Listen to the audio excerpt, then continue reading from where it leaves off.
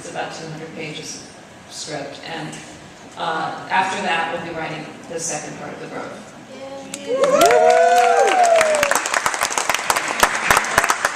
Do I need help? I always need help. I need loads of help. How many people write the Grove? It was just the three of us, Michael, Paul, and myself. Okay, those three are the only ones that write the whole time? Yes. Okay. Yeah, it's just the three of us. Sometimes that's plenty. In a fantasy world, in a perfect world, like what would be your ultimate goal with, creating this content for the internet? People have asked me if I wanted to go to cable or to television. I'm not uninterested. I'm just afraid of it. Having spent my career there, I don't want somebody telling me I can't do something. And I know I'm just a pig-headed Irish girl. That doesn't sit too well with me anyway. But I'm afraid, given the content, the LGBT community has been so supportive of my company and the work that we do. It's getting better. I think it's getting much, much better. I just would like to continue doing what we're doing. These fans have been so supportive. They produce the shows. That was probably a $35,000 production, and it came from the fans. Came from the fans. When you say it came from the fans, you're talking about merchandise, sponsorship, and we did not have subscription for the group. That's why we put it up on YouTube for free. But it's every single one of these people who actually pay $25 to buy a T-shirt. It all came from them. That's it. Incredible.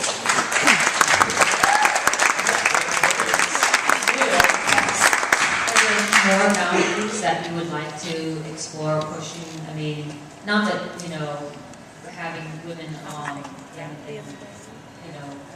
relationships be necessarily boundary pushing, but it's certainly something that, and as you said, if you put it on broadcast, it would encounter resistance.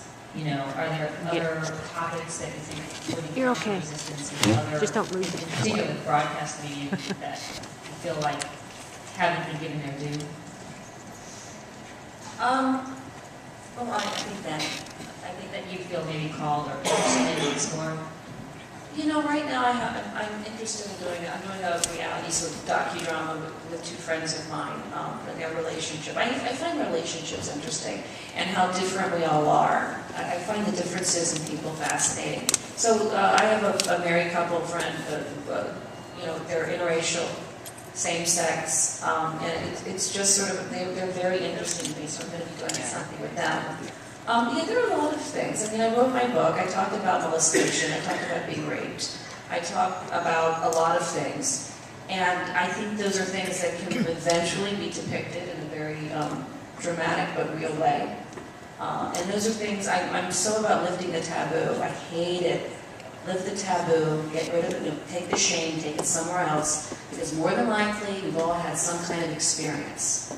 So, yeah, and those are things that people just don't want to talk about, and those are things that I'll probably tackle at some point. That's great. I'm a big fan of truth-telling, and sometimes it's gotten me into trouble. Yeah. But I think I really agree with you. I think that lifting the shame is, by talking about it, is absolutely the best way. And I think it's really great that you're able to put it in a, not only just write about it in your own personal experience, but turn it into, storytelling, so well done. Thanks. Good on you. Thanks.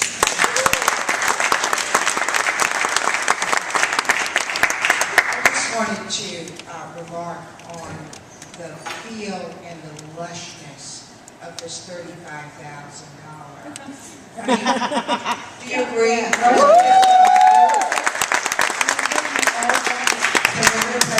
It's a beautiful and place. so my question would be, where is this place? And as we all know, looking for locations, how in the world did you secure this location? Because it is extraordinary. It's in Carpinteria.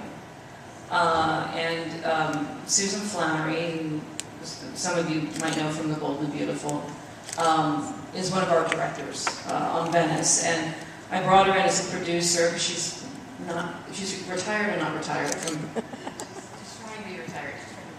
Okay, but she said, I want to do this and I want to produce, and I said, okay. And this happens to be a friend of hers in Carpinteria, a wonderful woman named Maria. And Maria in Carpinteria. Avocado plantation. But it has that beautiful man-made pond and all those beautiful hills. A lot of roosters, and my friend the fly that was on Jordan's shoulder. Yeah. Did you like the fly? On Jessica's chest. Yep, Jessica's chest. You couldn't paint them out. But yeah, it's a beautiful, beautiful location. We also shot in what part of LA is that? We shot in Molly Malone's, right there off of Fairfax, I think. Yeah, and that's when you go into Molly Malone's, that's the other bar, and that was a beautiful area. And it's all for their. We had panned the other way. You would have seen their stage for all the independent acts that come in, and that's their back bar. And it was extraordinary. We actually did a Venice music DVD, and I went to see the venue, and I went. I texted for someone. I think I found the bar because it was literally. He opened this giant panel, and here's this old-fashioned bar, and I went, wow, that's really cool. So it was really cool, and the cameras that we use are amazing too. Yeah. What kind of cameras are you using?